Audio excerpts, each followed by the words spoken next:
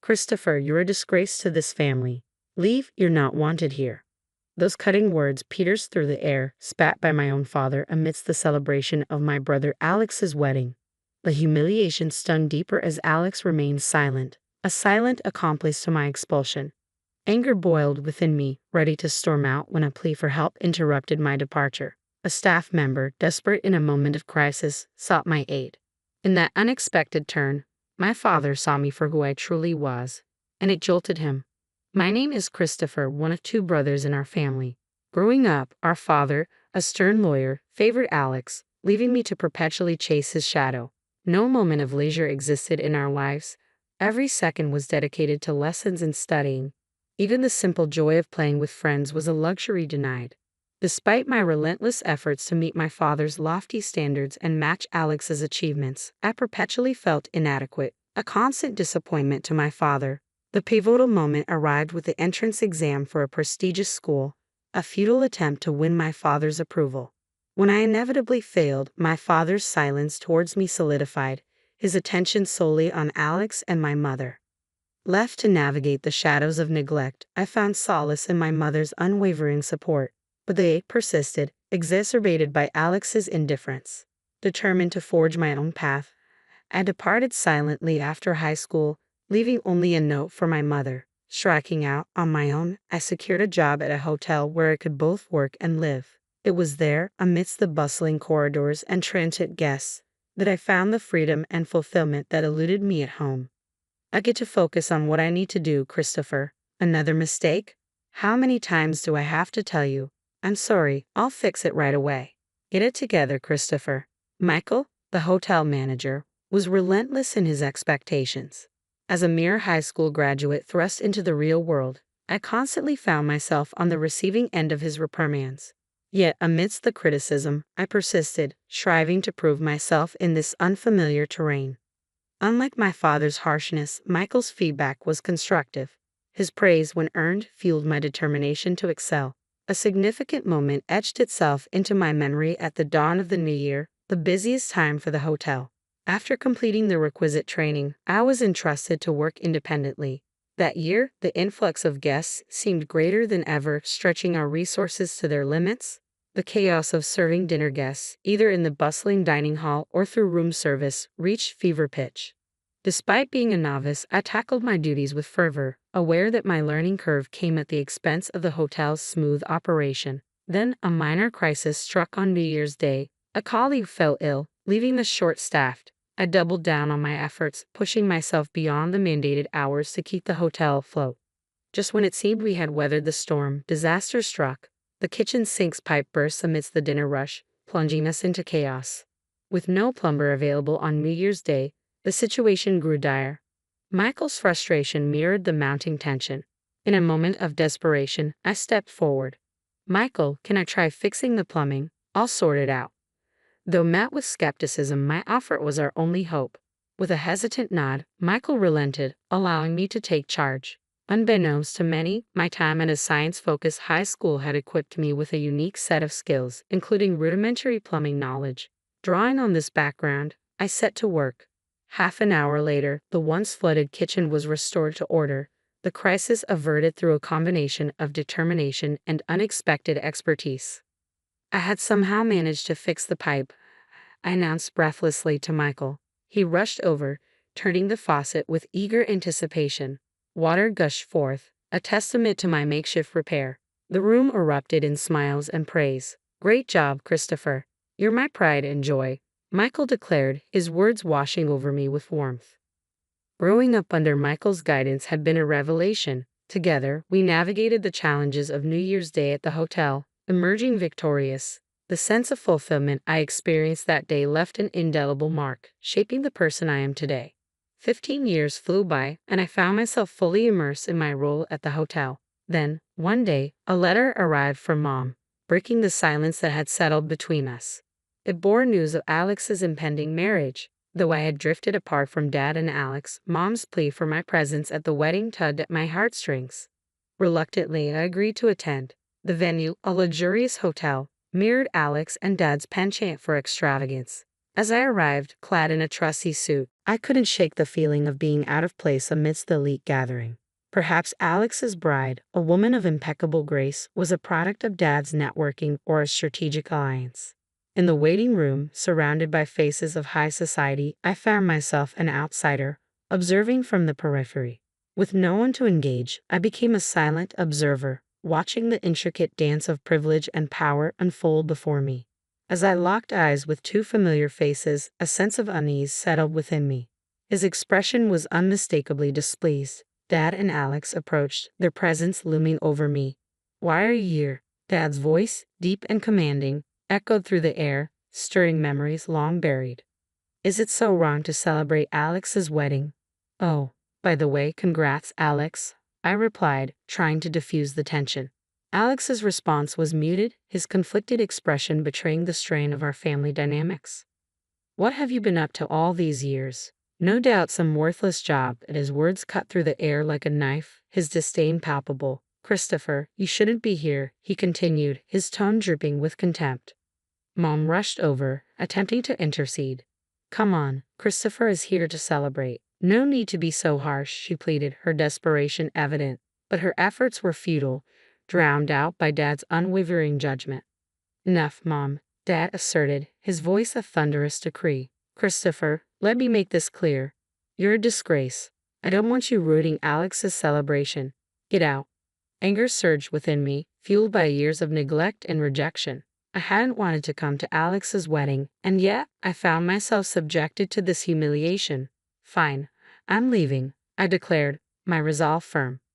As I turned to exit the waiting room, a voice called out, halting my retreat. A wedding staff member approached, urgency etched on their face. "What's up?" I inquired, curiosity mingling with frustration. "It seems we have an unexpected guest for today's wedding. We're short on seats and food," they explained hurriedly, their concern evident. Everyone in the waiting room looks worried. Emily, the planner, and the parents-in-law staff, their faces etched with concern, awaited a solution. Caught between indignation and duty, I hesitated, uncertain of my next move. "I see. Is that what's going on? Emily can't handle it alone, and they're asking for my help. But what does this have to do with me?" I pondered, a torrent of grievances against Dad and Alex swirling within me. Yet amidst the resentment, memories from the past surfaced, softening my resolve. Recollections of Alex's kindness flooded my mind, the times he made space for play during our study breaks. If I walked away now, I'd be no better than Dad. With a determined sigh, I turned back to the wedding staff. "Can you take me to Emily?" I requested, a flicker of resolve in my voice. The staff member's face softened, and I followed them back into the waiting room, reclaiming the ground from which I had been expelled moments before. In the center of the room, Emily, Dad, and the bride's father wore expressions of concern. As I approached, Dad's eyes locked with mine, his demeanor bristling with hostility. "Why has Christopher returned?" he demanded, his tone sharp. Before he could escalate the confrontation, Emily intervened. "General Manager, please help us," she implored, her urgency palpable. Dad's shock was evident as I calmly revealed my position as the general manager of the hotel chain. Since joining the company during its nascent stages, we had expanded to hotels and wedding venues nationwide. The very hotel we stood in was under my oversight. "I think I can handle this," I assured them, dismissing Dad's protests with a wave of my hand. "Dad, I'm busy right now. We'll talk later." With a sense of purpose, I turned to Emily. "Relax, Emily. Get the seats and everything else ready. I'll take care of the food," I directed, watching as the tension ebbed from her features. "Understood. I'll leave the food to the general manager and handle the rest," she affirmed before rushing off to execute the plan. With all eyes on me, I exited the room and sought out my friend, Chef Jackson. "Hey, you in?" I called out as he emerged from the kitchen. "Christopher, what brings you here?" he inquired, his curiosity piqued. "I am here as a guest today. My brother's wedding is happening here, but we're one meal short. Can you help?" I asked Chef Jackson, hoping for a quick fix. "Sure thing. I'll whip something up with my culinary skills," he replied confidently.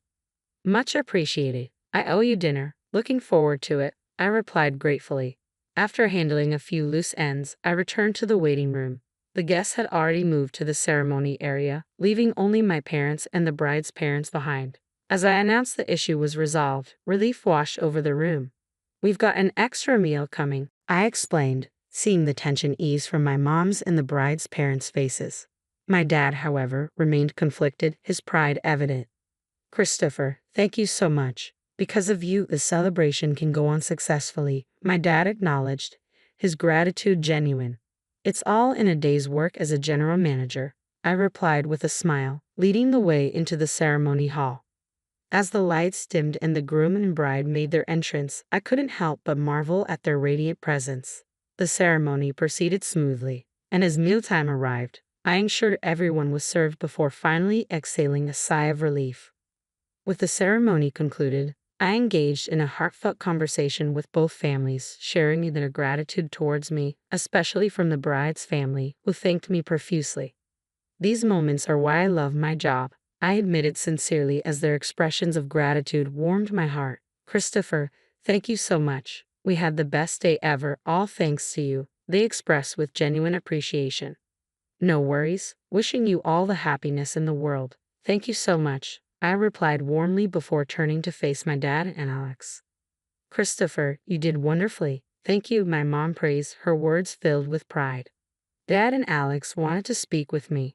As Alex apologized first, expressing gratitude for my assistance, I couldn't help but smile. "As long as I could help, Alex, it's all good," I reassured him before turning to Dad, who remained silent. With a sense of closure, I accepted their gratitude, knowing that despite our differences, we could find common ground. Just then, my cell phone buzzed, signaling more work awaiting me at the hotel in the next town over. Looks like more work, but hey, I enjoy it, so no complaints. "All right, I'm off.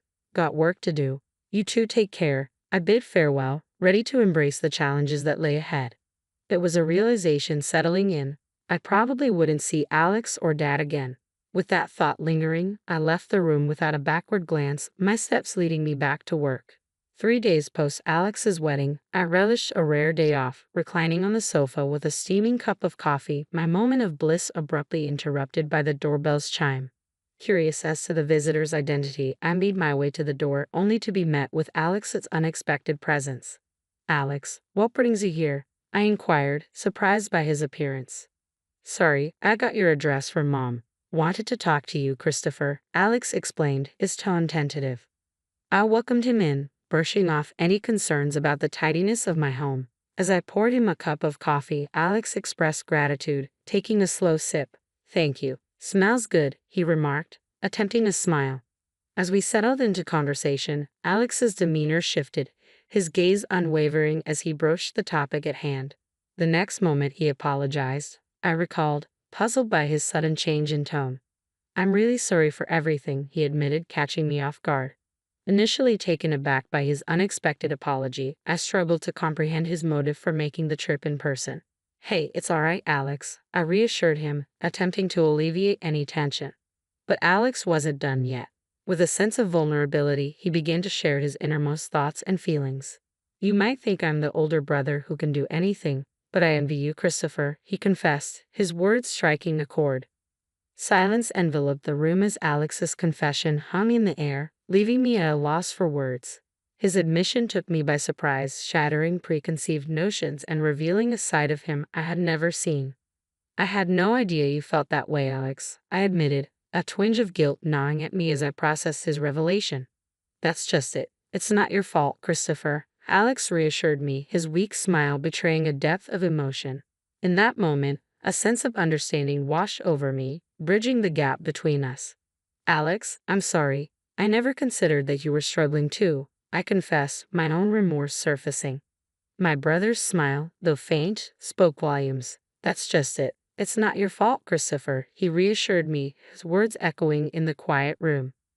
With a newfound sense of empathy and connection, we found the words to express what had long been left unsaid, strengthening the bond between us. "I think you've been through struggles I can't even imagine. I truly admire that. But I also want you to know about me," I confessed to Alex, feeling the weight of my words as they hung in the air. Taking a deep breath, I paused, gathering my thoughts before continuing. Alex listened intently, his silence encouraging me to share more. Breaking away from our parents and becoming independent wasn't easy either. The beginning was really tough, I admitted, recognizing the parallel struggles we both faced. It's true, we both have our share of hardships, Alex acknowledged, his response genuine. It was clear that he had more to say, but I found myself at a loss for words, unsure of how to offer guidance or reassurance. Unable to conjure up wise counsel, I spoke from the heart. To be honest, I think you should do what you really want to do, Alex, without worrying about Dad, I suggested, hoping to offer him some semblance of clarity amidst his inner turmoil. As Alex absorbed my words, a sense of relief washed over him. You're right, Christopher. You've helped clear up my inner turmoil. Thank you, he expressed, gratitude evident in his tone. No, thank you, Alex, for coming over, I replied sincerely, accompanying him to the door as he departed with a promise to return for coffee. A month later, a letter arrived from Alex, detailing his decision to leave behind his career as a lawyer in pursuit of his passion for glass craftsmanship. Despite facing disapproval from Dad, Alex found solace in the support of his wife and newfound motivation in his chosen path. As I reflected on Alex's journey and our evolving family dynamics, I couldn't help but feel a sense of pride in the bond between siblings. Lost in thought, the sound of my mobile phone's alarm jolted me back to reality, signaling the start of another day on the path I had chosen, in the job I had embraced.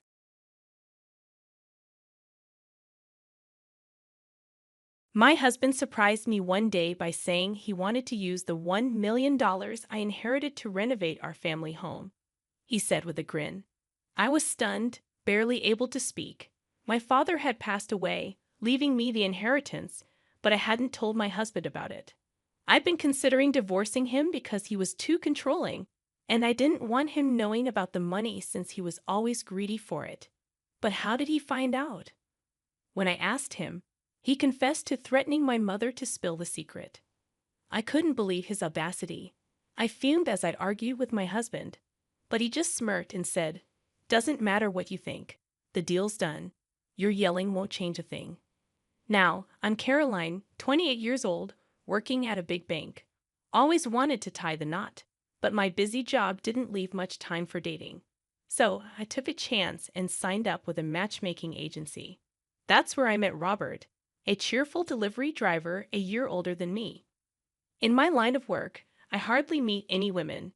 Meeting someone like you, Caroline, is like hitting the jackpot, Robert said, blushing. I feel the same way. It's wonderful to hear you say that, I replied. Would you go out with me? With marriage in mind, Robert popped the question. I said yes, and our love story began smoothly.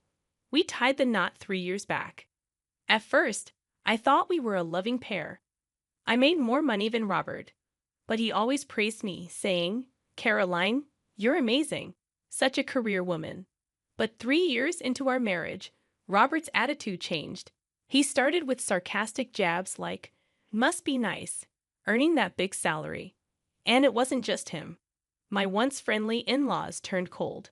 They used to be so sweet. Caroline, working at a major bank is impressive. You must have worked hard. We're thrilled our son married you, they'd say. Thanks. I'm lucky to have Robert, I'd reply. We're looking forward to having a great relationship with you, my mother-in-law would say, with a warm smile. At first, both my in-laws seemed so supportive, looking at us with loving eyes. Though issues with mothers-in-law are often talked about, I never thought it would concern me. But soon enough, their true colors showed. Caroline, you make good money, right? Give us some. I want a designer bag.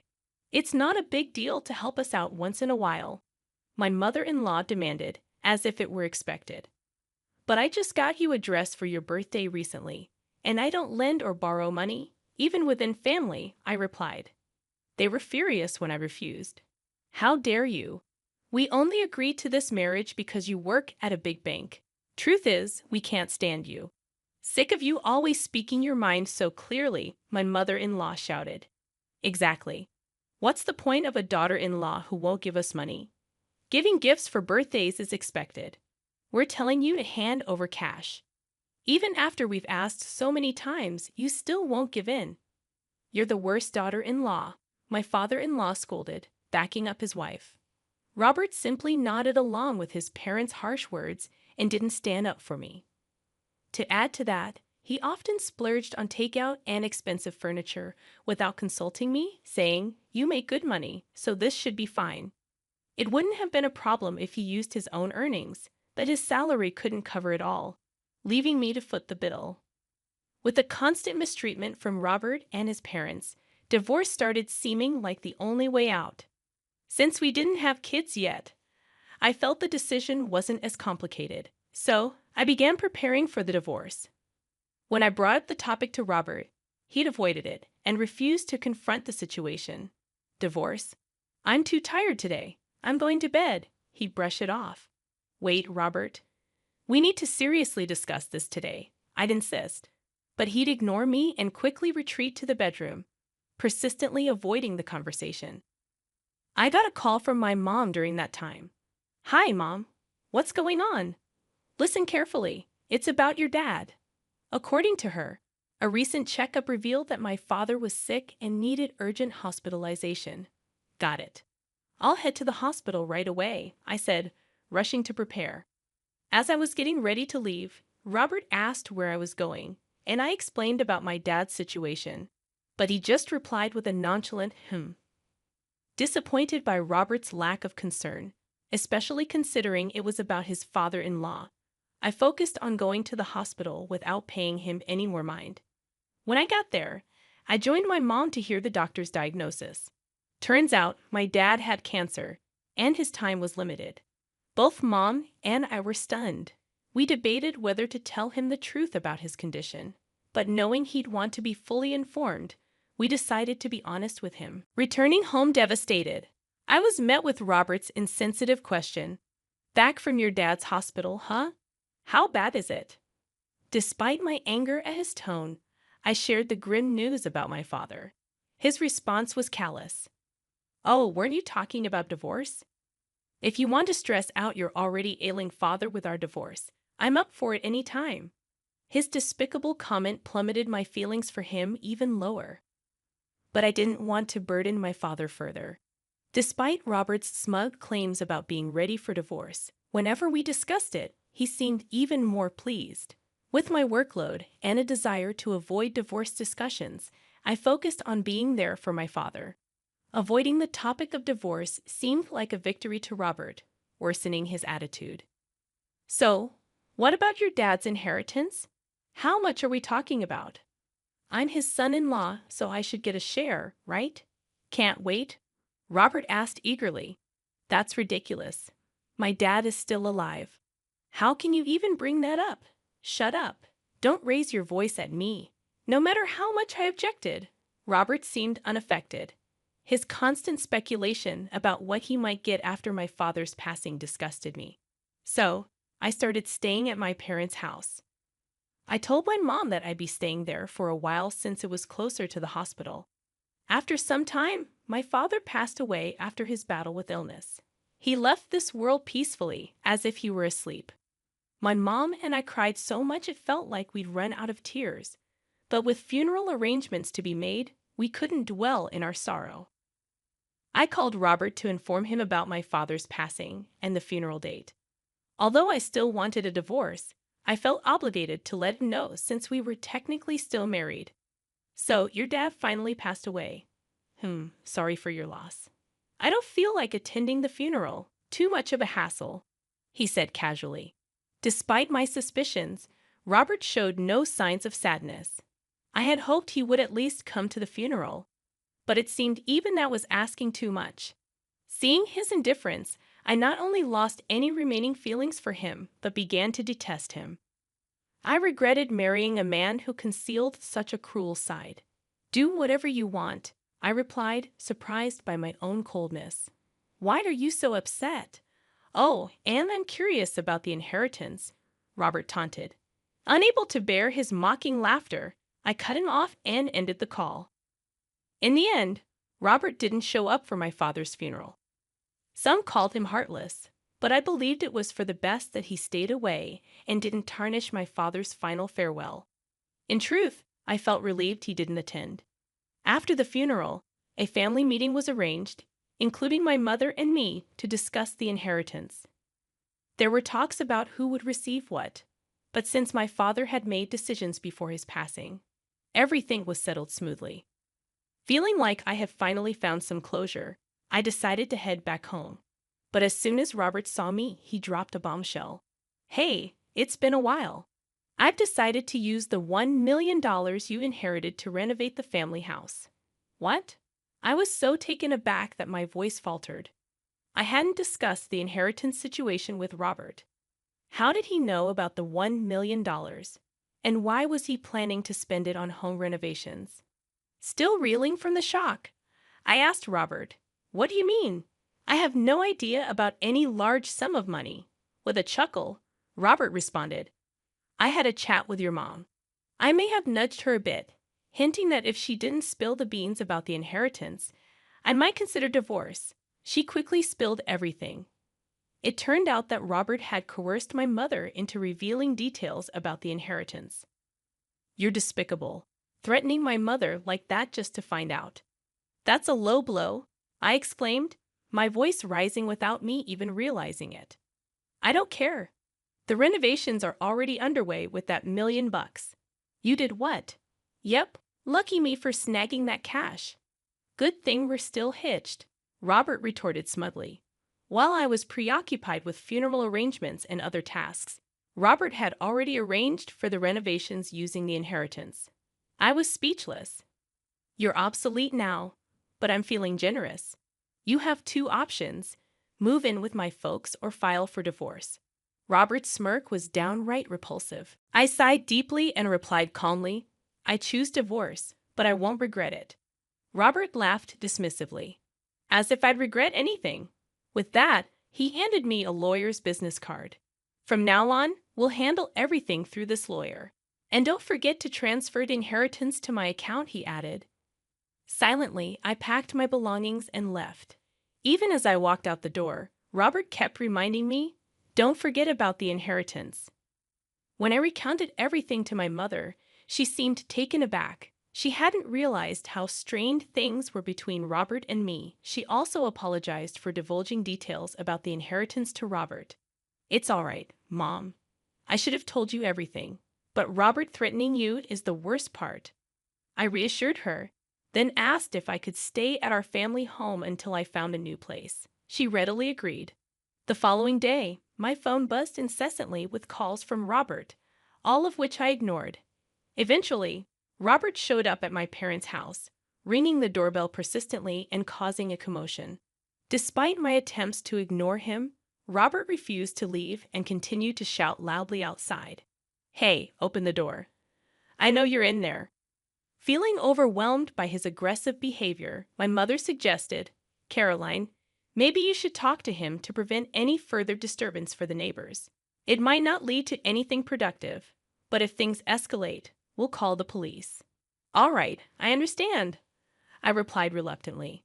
With Robert showing no signs of leaving, I reluctantly opened the door partially, leaving the security chain latched.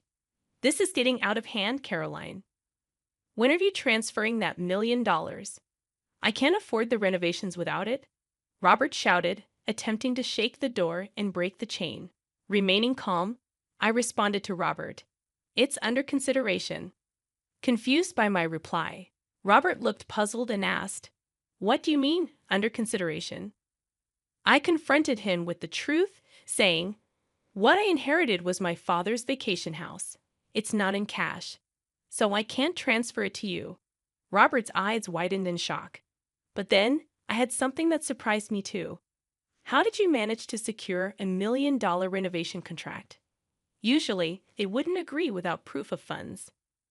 "Well, I have a relative who owns a construction company. I mentioned I'd be receiving $1 million soon, so they skipped the usual checks," Robert explained, looking stunned. "If that's the case, remember when I warned you before we decided to divorce?" I reminded him, "I did warn you properly." "You've got to be kidding me. I already paid a deposit of $3,000. I planned to pay the rest in installments, but now I can't. What am I supposed to do?" Robert panicked, continuing to fuss. "The wife's property is the husband's too, right? Even if it's not in cash, hand over that $1 million vacation home. We're still married, right? You've got it all wrong, Robert. Inherited property isn't shared, it's solely mine. Not a cent goes to you. And just so we're clear, we're not a couple anymore. We're total strangers, I asserted firmly. Upon hearing this, Robert's expression shifted from despair to rage, his face turning beet red as he began screaming louder than ever. Stop playing games. I'm calling off the divorce. Give me the inheritance right now, he demanded, attempting to grab me through the door gap. Witnessing the altercation, my mother swiftly dialed the police. Robert withdrew his arm upon hearing her on the phone, but then smirked unexpectedly. I'm done with you, he sneered before fleeing the scene. After he left, the police arrived.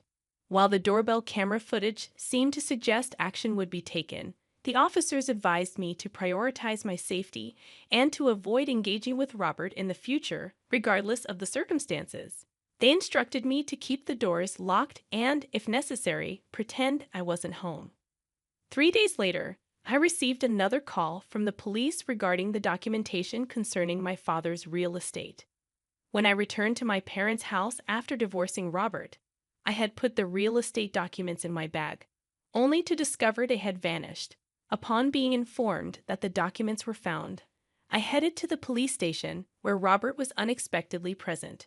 To my shock, it turned out that Robert was the thief who stole the documents. As I demanded an explanation, exasperated, Robert wore a sullen expression and muttered, "You thought there might be cash in my bag since I inherited $1 million, right? So when you went through my stuff, you stumbled upon some important-looking documents related to the inheritance and decided to take them."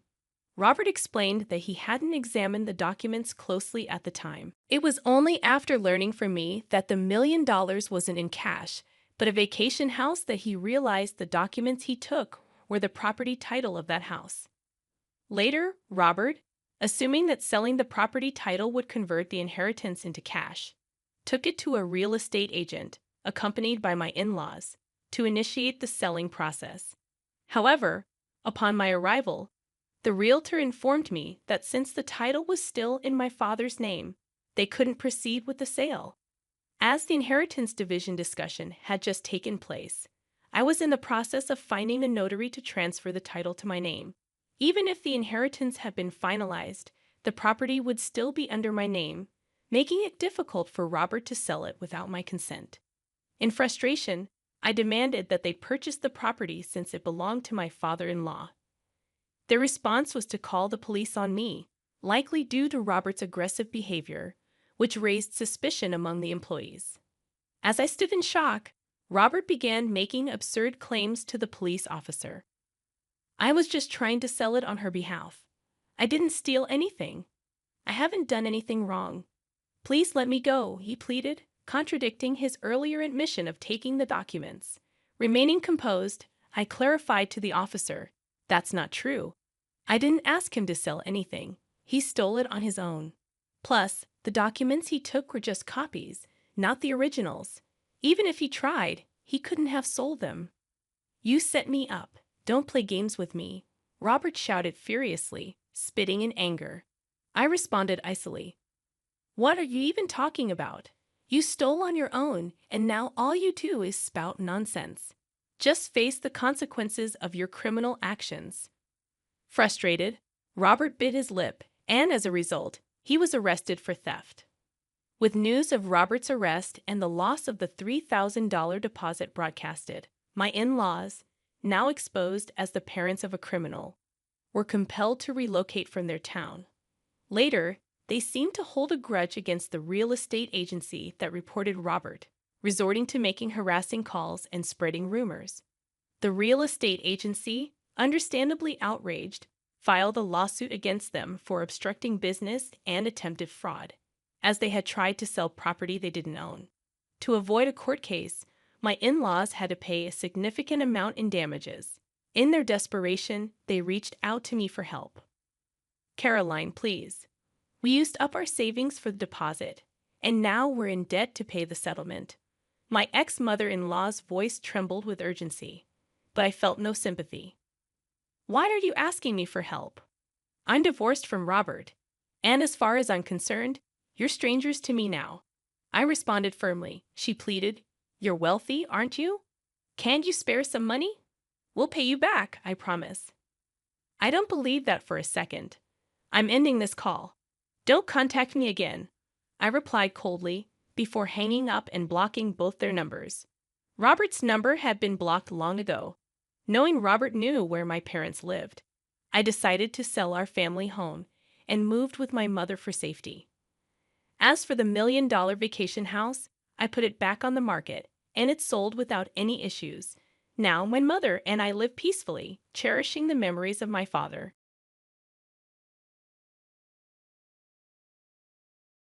What's this? Tastes awful. If I eat this, I'll feel sick. Megan chuckled, poking fun at the dish I made. I had tried it earlier and it seemed fine to me. Megan was just being picky. Andy and I had spent 3 days getting ready for this dinner. We were thrilled when we heard that our eldest son and his wife were coming over. Looking back, Andy and I felt silly for getting our hopes up. Megan's rude behavior and Benny just going along with her wore us out. We felt distant from them. Keeping a relationship with Megan felt impossible. Maybe we need to set some clear rules with her before I talk to Megan about it. Andy reached for the dish.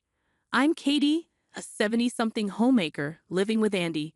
We have a son, Benny. He graduated from a fancy college, got a job in a big company, and moved to Boston. 2 years back, he said he was getting hitched. The girl he introduced as his fiancée seemed nice.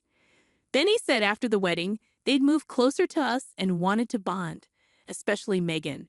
We were cool with it, but wondered about Megan. Benny assured us she was thrilled and wanted to get close to us. So we were on board with their plan. Around 2 months after tying the knot, Benny and Megan stuck to their word and relocated close to us. We were looking forward to bonding with Benny and getting to know Megan better, but reality hit us hard.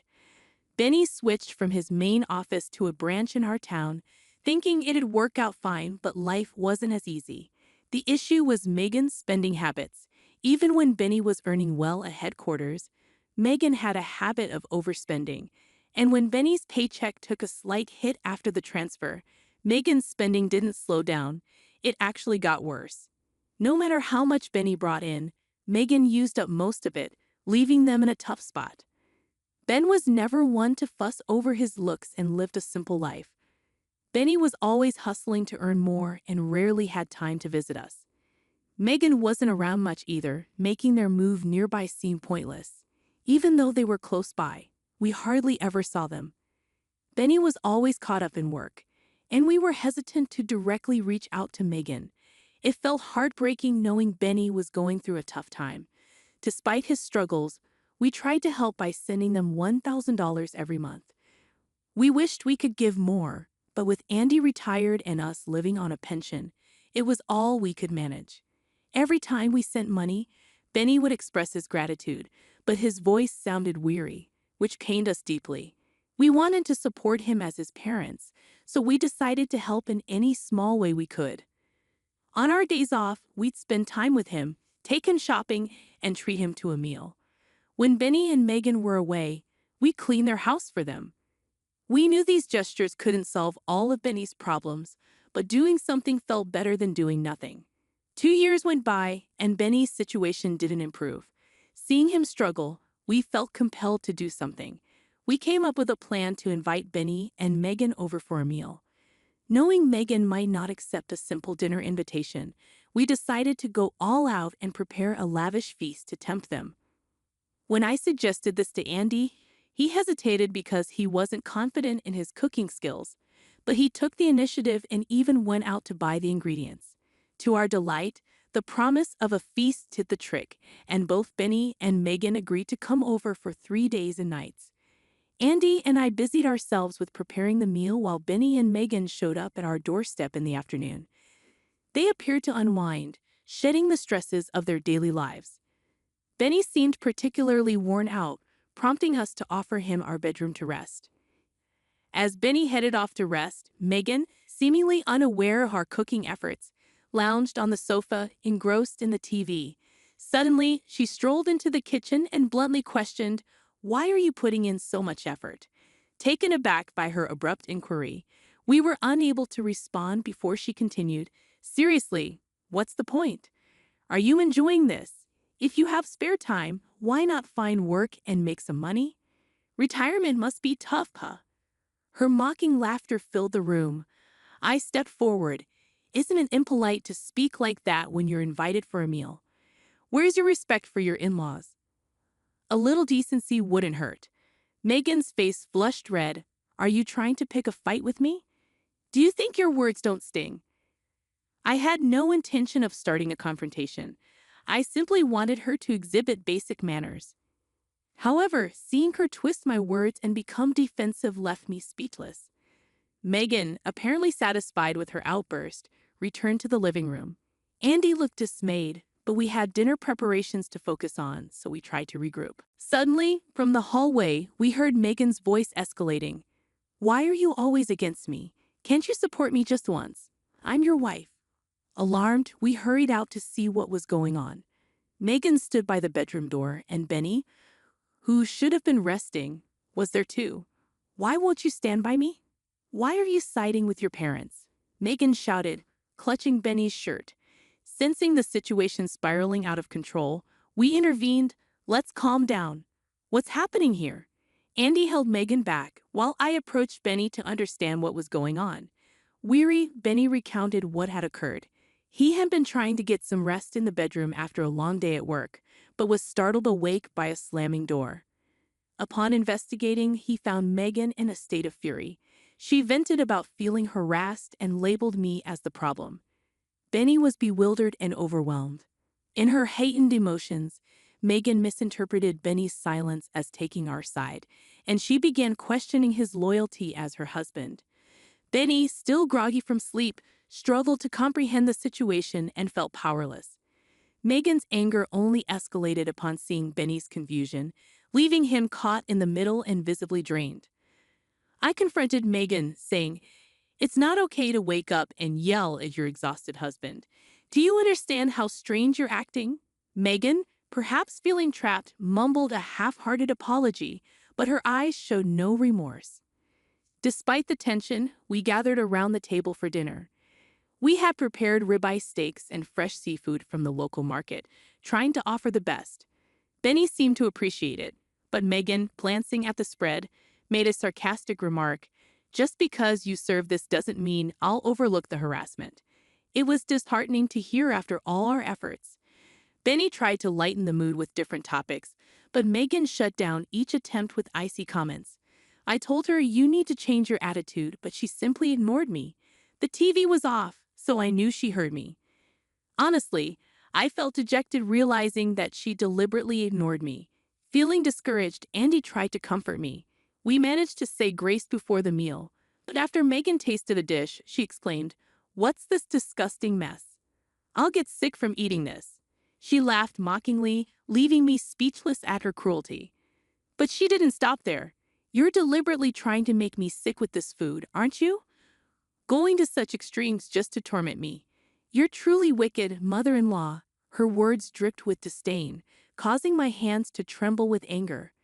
Why must we endure this? How can Megan treat others so cruelly? Seeing Benny so exhausted, why doesn't she feel any inclination to help? Why does she brush off our kindness?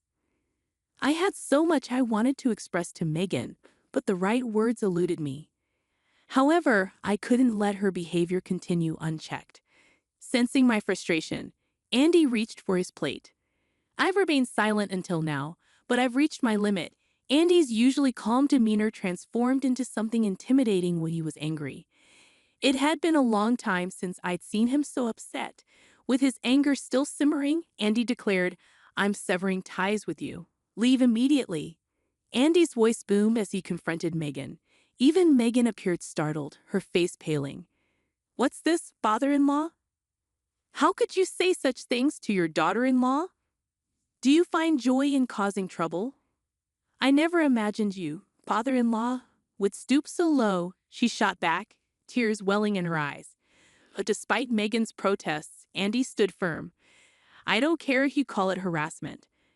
I can't consider you family anymore. Leave.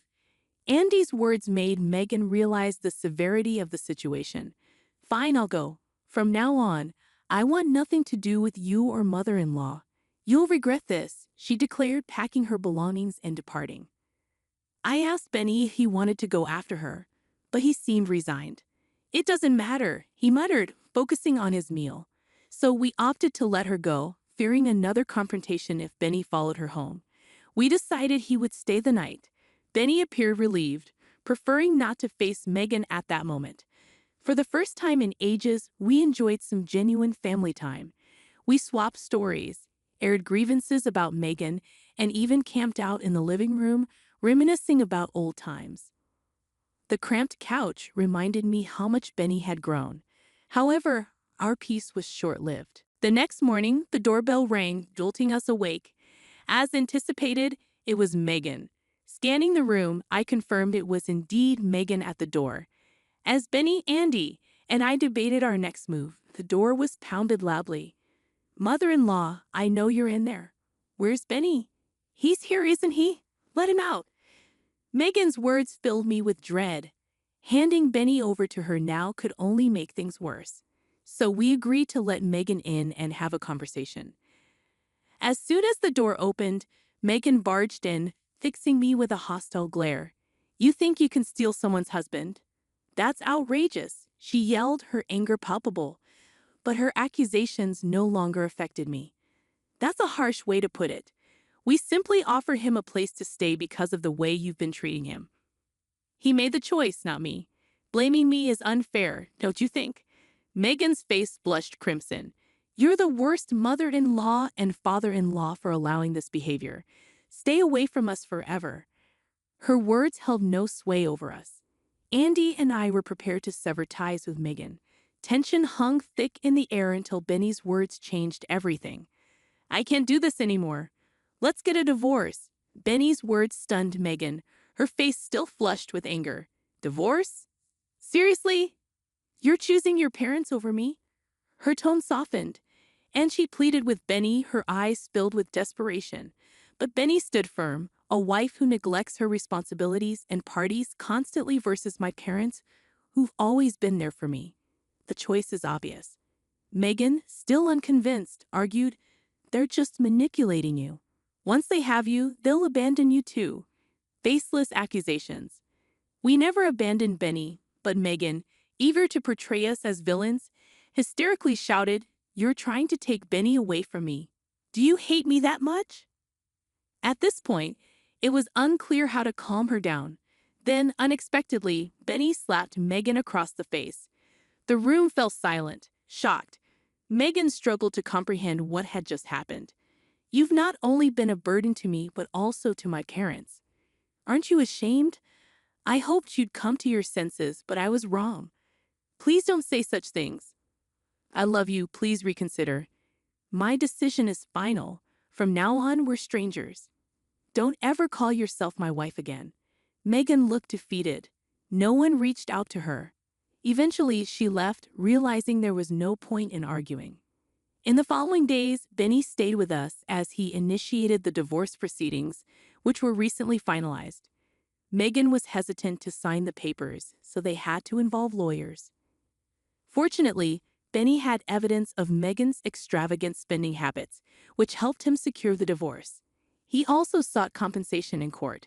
Due to his deteriorating health from stress and overwork, Benny was unfortunately diagnosed with a lifestyle-related illness. Megan's parents eventually paid the settlement, leaving Benny indebted to them. Megan now works tirelessly day and night to repay them. After the divorce, Benny continued to reside with us for some time. We wanted to give him a reprieve, especially considering all he had endured. Today, Benny has regained his footing and is working diligently as ever.